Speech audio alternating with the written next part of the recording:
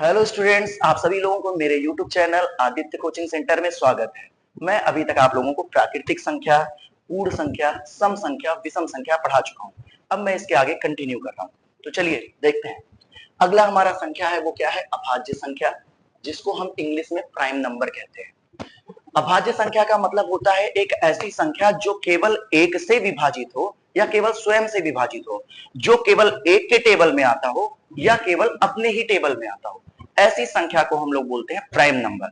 जैसे 1, 2, 3, 5, 7, 9, 11।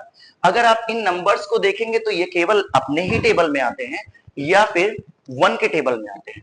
जैसे कि 1 हो गया, 2 हो गया, 2 केवल 1 के टेबल में आएगा या खुद के टेबल में आएगा। 3 है, 3 केवल 1 के टेबल में आएगा या अपने टेबल में आएगा। 5 है, 5 केवल 1 के टेबल में आएगा या अपने टेबल में। ऐसे ही जो भी नंबर्स जो केवल 1 के टेबल में आते हैं और खुद के टेबल में आते हैं, जो केवल एक से विभाजित हो सकते हैं या खुद से विभाजित हो सकते हैं, उन्हें हम बोलते हैं अभाज्य संख्या। यानी the numbers which are only divisible by 1 और itself is called prime number.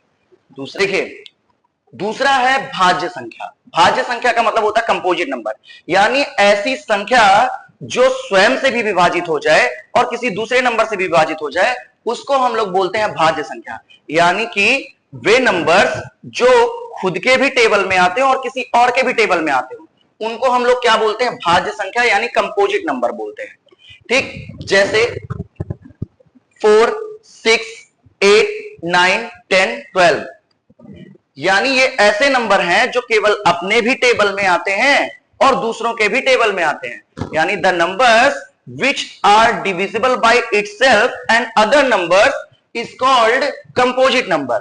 जैसे कि अब आप देख सकते हैं 4 है, 4 जो है वो 4 के भी टेबल में आता है, 4 के भी टेबल में आता है और 2 के भी टेबल में आता है। 6 है, 6 के भी टेबल में आता है, 2 के भी टेबल में आता है, 3 के भी टेबल में आता है। 8 है, 8 2 के भी टेबल में आता है, 4 के भी टेबल में आता है और खुद के टेबल में भी आता है। तो इस तरह से इसे बोलते हैं कंपोजिट नंबर। क्यों?